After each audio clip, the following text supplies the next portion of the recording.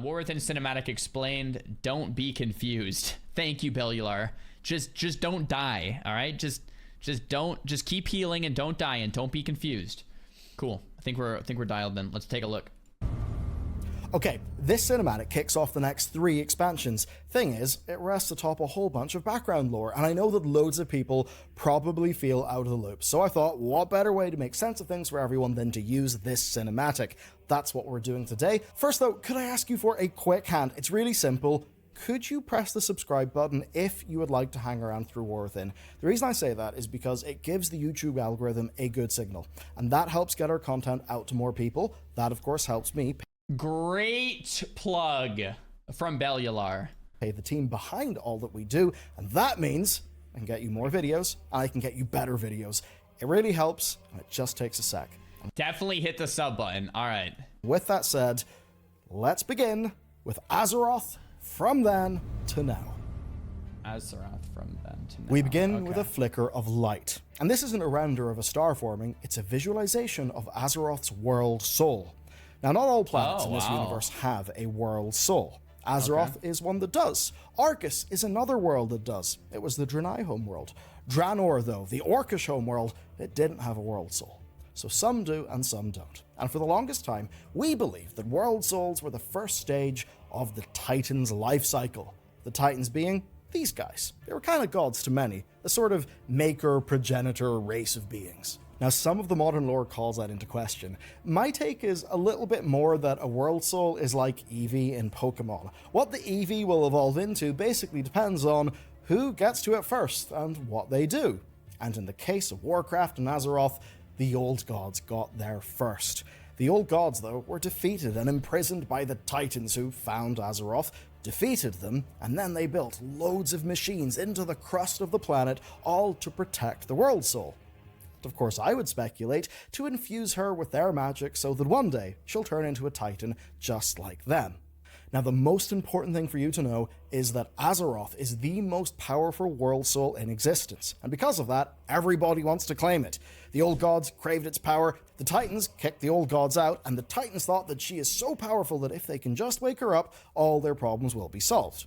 Now, another group that have been trying for a long time to get to Azeroth, of course, were, the Burning Legion, led by Sargeras. Sargeras is basically a doom-pilled titan. He decided that his mates were completely going about things the wrong way, and he thought that Azeroth is actually so powerful that if the real bad guys, like the Void or whatever, get to her, it'll be the end of everything. And through the lore, there are hints that other powerful beings have wanted at least a foothold on Azeroth. Bro, every time I see Legion, I just think of an absolute Legion invasion in the arena, with demonology warlocks summoning like 50 imps in an arena match, and they're all shooting you, and it's just like, what is happening on my screen? I can't see anything. And it was oh dude, it was so frustrating. And then they put down the Fell Lord, that like there was like a circle on the ground. If you stood in it, it would stun you and put on like a mortal strike and just basically 100-0 solo you, and you had to move from that. But there was so many imps on your screen, you couldn't see it. Like, oh.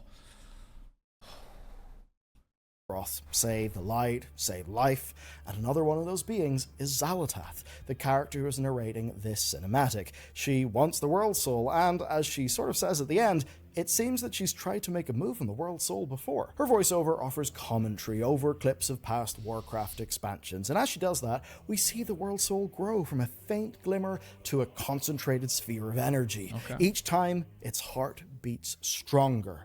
Essentially, as World of Warcraft's story is played out, we have got stronger, and Azeroth has slowly woken up. So here's the lowdown on that. All of those Titan machines around the planet, we're told, are keeping her healthy. They are regulating her rhythms and bolstering her form. Of course, we would learn much through expansions like Wrath of the Lich King and Cataclysm. Those saws delve into those Titan facilities and machines, but where this story truly kicks off is Legion, when Sargeras ended up being defeated, but just before he was put into prison, he stabbed the world. Likely out of spite, but an NPC would later tell us that somebody as powerful and wise as he would not strike out at random, that he would strike with purpose. So let's examine why he stabbed the planet where he did. his blade landed in Silithus. And that is right beside multiple hotspots of Titan construction. We've got Ungoro, that is a living laboratory. We have Anchorage, an old god containment facility, and Uldum. It houses many installations vital to the day-to-day running and, of course, big protection of the World Soul. And that's just above ground, because below ground lies the likes of the Chamber of the Heart. And Sargeras' blade landed right on top of that chamber. And from that chamber, basically, lots of the running and the maintenance of the World Soul happens. It seems to be a very, very top secret control room. Oh, interesting. Of course, during Battle for Azeroth, we mended that facility. And the question is, did that change something? Our mending of the facility or Sargeras' damaging of it? Did that all set events into motion that could not be? I have so much PTSD behind that necklace, just powering it up the whole expansion, then losing all the power. Undone. Well, another piece of this puzzle is Kazalgar. Kazalgar, which is where we go in the next expansion, is just off the coast of where Sargeras' blade landed. And in Kazalgar is a place called the Coreway. The Coreway leads straight to the World Soul. Putting all of this together then, basically, Sargeras hit right where it would disrupt the Titan's most important machines the most. Interesting, he absolutely struck with intent. Now, right after the Battle for Azeroth expansion, we headed to the Shadowlands. Honestly, it was a pretty shit time. Not many of us had fun, but it did end with Zoval, the silly big bad of that expansion, blasting a whole bunch of energy into Azeroth through Icecrown Citadel's Forge of Souls. Surely that's got to be painful. Surely that's got to wake you up or do something. Now, unfortunately, the trailer doesn't give us regular enough cutaways to the World Soul, but you can see that before Legion, she was tiny and weak. After Shadowlands, she is far more powerful. Her heart beats with a greater intensity, right as we cut to the Dragonflight expansion. By Dragonflight, Azeroth had begun to wake up. That's seen in the cinematic, as represented by the strange, shimmering blue energy that's beneath the waves. I mean, hell, our first zone is called The Waking Shore. The fourth season of Dragonflight is called Awakened. So the idea that the World Soul is waking up is absolutely there. Now, during the Dragonflight expansion, we learned that I'm so happy we're watching this video. Like, there's so many layers to this that I never even thought of when I saw this cinematic. I was just like, oh, cool. You know, we're looking back over time. It's a little history lesson. All right, sweet. Like, this is really helpful, man. There is loads more to the Titans than we had been told. A lot of speculations from us loreheads were confirmed, and we basically learned that the Titans' planetary rulers had been infusing dragon eggs with their own type of magic. And that, of course, got all of our brains spinning. Back in Legion and Shadowlands, we saw that Argus, also a Titan World Soul, was infused with death magic, and that death magic changed his form. So, if the form of dragons can be changed by pumping magic into their eggs through the halls of infusion, and we saw that putting death magic into Argus changed what he would be, that scythe is so rad. Then what are all of those machines doing to Azeroth herself? Are they just blasting her with Titan magic? Now, that expansion saw us battle these guys, the Incarnates, and they essentially are anti-Titan terrorists. They saw all of this external meddling, and they just got really pissed off about it. And they really did actually have a point. Problem is, they went too far, they did bad stuff a long time ago, and for that, they were locked up. And they were locked up in these. Now, take a look at this sphere. Now take a look at the logo of World of Warcraft The Last Titan, which is the third part in this current trilogy of expansions that begins with The War Within. You can see that the logo of that expansion looks just like the prison that the Incarnates were kept in. And that sure does hint to us that the Titans were doing maybe a little bit more than just helping Azeroth. Anyhow, this awakening would slowly continue. We defeated Sarkarath, a guy who wanted to be a bit like his big daddy Deathwing, and got misled big time. And we also beat Farak, who basically went on a total power bender. And along the way, we chased their leader.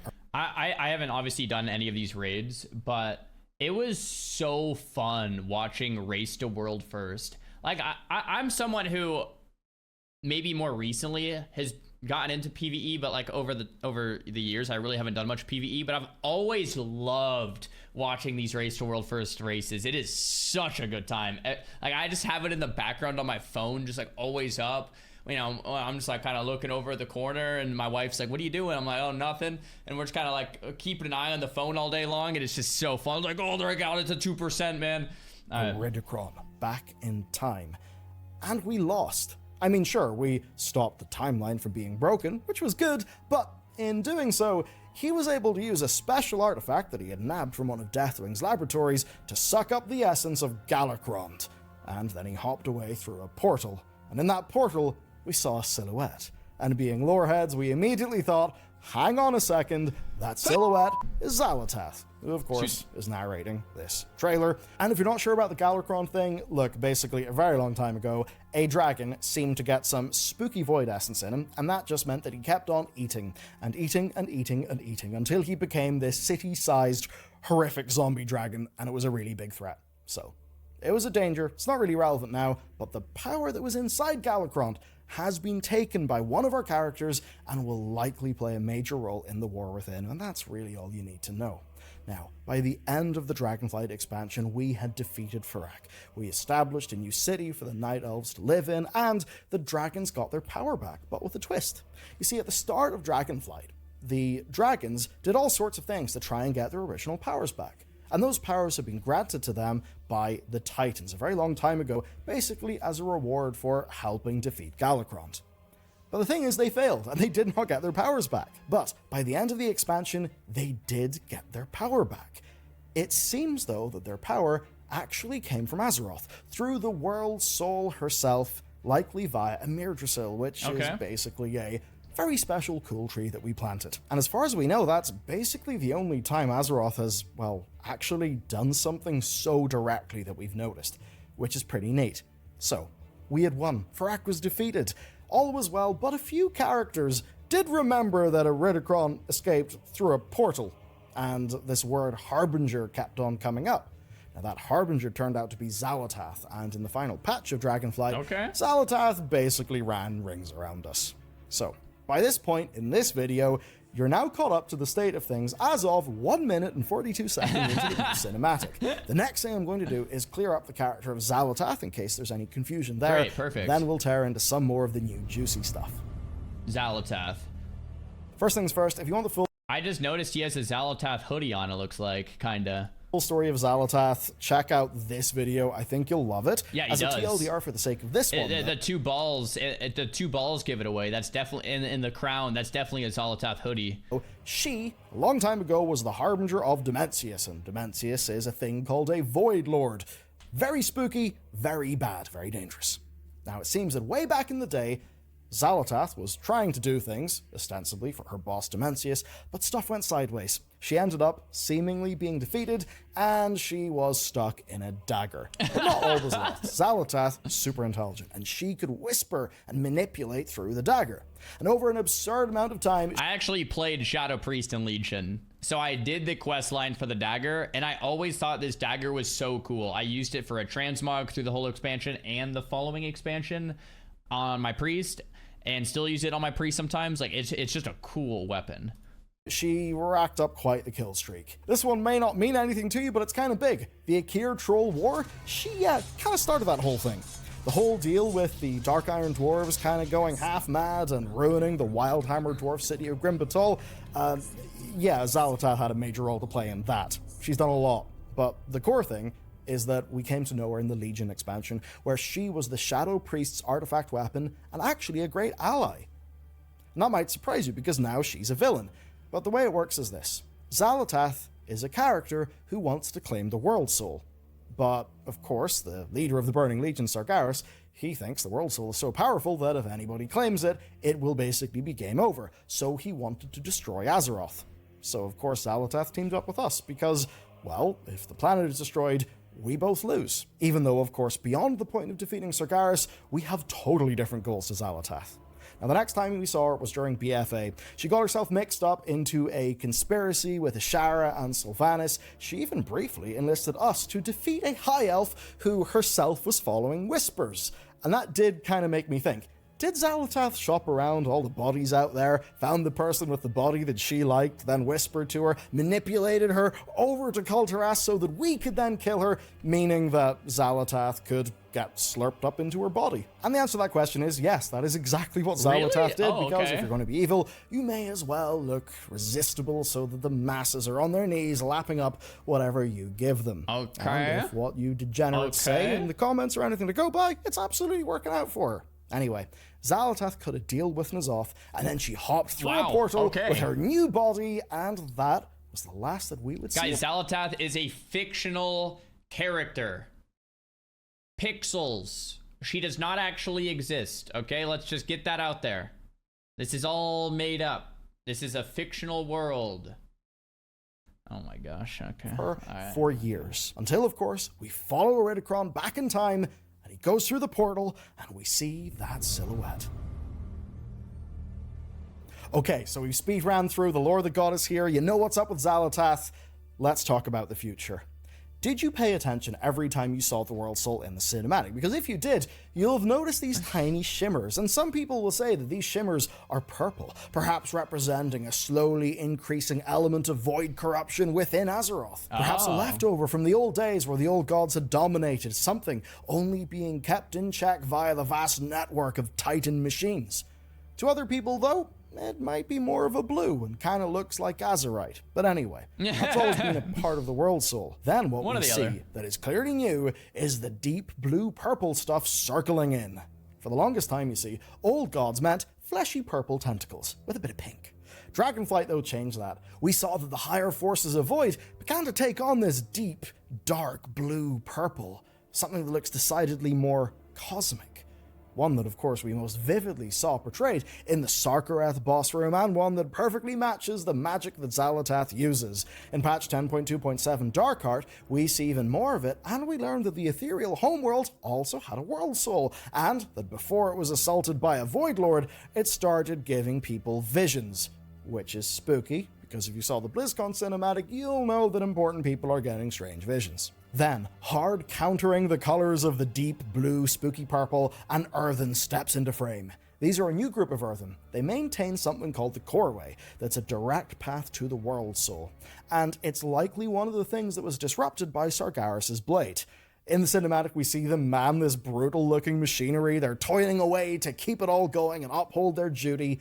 But all is not well in their society. And if you want to sort of deep dive through that so you understand the new expansion, well, I've got a video, but the short version is some of them have stood by their original charge, but others, faced with their machinery, especially the stuff that retains their memories and refreshes their bodies, with all that stuff breaking down, they've kind of realized they've got an expiry date, and with that, they've decided to live it up like mortals and enjoy what time they have left.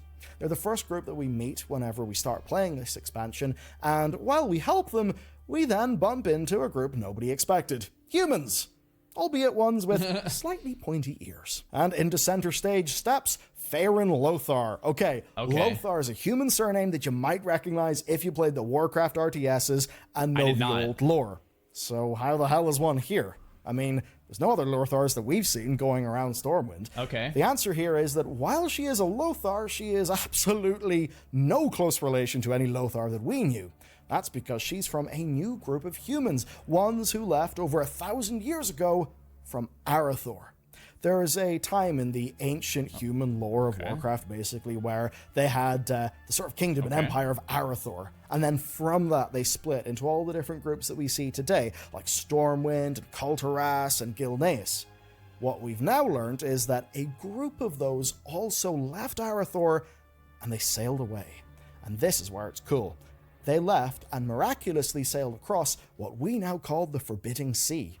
A Titan Keeper would call that the Storming Sea, and probably for good reason. It's very stormy, and during Legion, whenever the likes of the Vindicar gave us a real good view of Azeroth, you'd always notice we could see our core continents, but everything else would just be masked in a sort of eternal storm. It seems, therefore, that these guys were able to get past that storm. We don't exactly know how they were able to do this, but if I was guessing, I would say it is something to do with their deep faith. You see, they were guided by a vision from the light. Like, these guys are 110% into their version of the Church of the Holy Light. Almost to the degree where it sounds a bit spooky. Anyway, maybe through some sort of intervention from a Naru or some powerful force of the light, they were able to make it across the sea. And across that sea, they found a continent. And on that continent, their civilization grew, and now it is seemingly a large empire. Wow. Over 1,000 years would pass, and then very recently, their emperor would see a vision of a falling star. So an expedition was sent following this. This expedition reached Kazalgar about a decade ago, but when they did, a flash of light blinded them. And when the survivors came to, they found they were no longer caught in a storm. They were in fact now underground, in a vast cavern lit by the crystal that was seen in the vision of their emperor. So, last time we went to this in game, everyone thought this was the tip of the sword, but like being poked through Azeroth. But apparently that's debunked. That's fake news, and it's just a crystal coming from the sky. But like, it kind of does look like a tip, you know? Yeah, that would have been cool. It kind of does. It kind of looks like the tip, you know? Maybe. Yeah, I don't know. They've been down there for a while. Faerun Lothar, and if they're underground, like, you know, of that expedition. Her people are 100% for the light. They're also high-tech. They are very knowledgeable. And as we later find out, they don't exactly take kindly to those who don't share their worldview. That definitely has me think that in the War Within, yeah, we're working with them against a common enemy. But reading in between the lines, I think we might see some conflict ahead. As for Faerun, I can say I think she's fantastic so far from playing the beta, but I won't talk about that sort of spoiler thing now. Suffice to say though, they're a hardcore bunch. I mean, look what happens. She loses her arm, they install a socket, and now she can just attach a weapon on. After Faerun though, we see this. What the hell is it? A lot of people will be yeah, when I saw this, I was like, bro, are we watching the Avatar? What the heck is going on? So like, let's get this explained real quick. Really confused because this being, you know, doing its ritualistic dance, weaving vines about the place, hasn't really been talked about publicly by Blizzard that much. Don't worry, I've got the answers. She's a Haranir. They're an entirely new race. They are deeply aligned with nature, it seems, and we find them within Azj-Kahet, the fourth zone and the big Nerubian city that's at the bottom of Kazalgar's vast underground cave network. And she does look somewhere between a troll and a night elf. Maybe that means she's some sort of evolutionary midpoint, or maybe another branch of evolution altogether. My theory is this. Trolls who live near the Well of Eternity, which is rich in arcane magic, slowly turned into night elves. Well, what if other trolls, bathed in life magic, turn into the Haranir? And I say that because around this character, you can see, yes, the vines that she's weaving, but behind those, roots. Ancient roots. Now, these roots are a long story. They're one I've told in this video, but what you need to know is this. These are the roots of a tree that was planted using a branch of the mother tree from the Emerald Dream, which is basically to say, the tree of all trees. It was gifted by a loon, a goddess of life, to Aenar, the Titan called Life Binder. So I suppose from Mother Nature to Chief Gardener, anyway. Aenar's boss, her leader, Aman'Thul... That would be kind of cool if they added that as a playable race later in the expansion, and you could be like that avatar-looking thing, troll night elf, like as a druid or something. Like, it got kind of badass. Destroyed the new tree. He was furious. He saw this as just a weed that he couldn't control. Now, there is good reason to think that he's actually right, but again, I've done a whole other video on that. The rub, though, is these roots are of, like, the most raw, fundamental life energy. They're from a tree that basically is, like, the heart of nature in the universe, right? The most powerful life stuff. So perhaps when a group of trolls ventures upon these roots, they slowly evolve into Haranir. It's not a confirmed theory, it's just what I think so far. Okay. But anyway, many players do expect that they will become a future allied race. Yeah. Let's move on, Seems though, like because the cinematic is about to reach its climax. And hey, before you get funny ideas, remember, cool Void Elf Mum is actually a corpse inhabited by a millions-of-year-old dark horror being. But, you know, it does look pretty cool, so for the everyone's clarification. Now, in this dialogue, we learn that Xal'atath has went for Azeroth before. Seemingly she lost. Now she's trying again. For me, though, there's a big question here. Is she doing this as harbinger of a Void Lord, as she was in the past, or is she doing it for herself? Personally, I would say, listening to her vocal performance, well, I think she's doing it for herself. I mean, again, just listen to how she enunciates. The world's soul, so long denied me, shall be mine. I mean, come on, she is a millions of year old indescribable entity, basically out of the brain of Lovecraft. So when her plan comes to fruition, as much as her cool new body is doing really good, you know, getting her all those spots in marketing, what will she want to become? Will she just want to give the power over to her master, or would she want to perhaps become the Void Lord, the Void Titan, whatever it may be, herself? I think that's one of the main drives of the expansion. Be selfish. Yeah, and I do have a final tease from Holly. Holly is the executive producer of World of Warcraft, and of course, representing a 12+ rated product, she probably can't swear. But the good news is, I can swear for her. Responding to Taliesin and Evitel, wondering if Xal'atath will survive into midnight, Holly replied, "Fuck around and find out." So, yeah, I think she might. And that's a sentiment that is shared by the guy I haven't brought up since I first mentioned him, Iridikron. Yes, the big rock dragon dude. Okay, he's the last piece of this puzzle, and he's actually the most simple. He doesn't care about anything I just said. All this guy wants is for Xal'atath to succeed so much that she forces the Titans to return to defend Azeroth so that he can kill him. Because he's got a grudge, he hates their guts, and he wants to kill him. That's all he's driven by. That's basically it. That makes sense. So don't expect to see Iridikron until The Last Titan, which is probably going to release sometime in 2028. Okay, I hope this video has helped you understand. Yes, thank you, Bellular. That really helps. I saw it and I was just like, kind of cool. So basically we know now that the World Soul Saga is a battle for the World Soul. Are we all on the same page now, chat? Are we all on the same page? It's all about the World Soul, and we're fighting for it, to protect it, to have it not be stolen. And yeah, this is the expansion. The World Soul is at stake here. Yeah, we know exactly what's going on. Thank you, Bellular.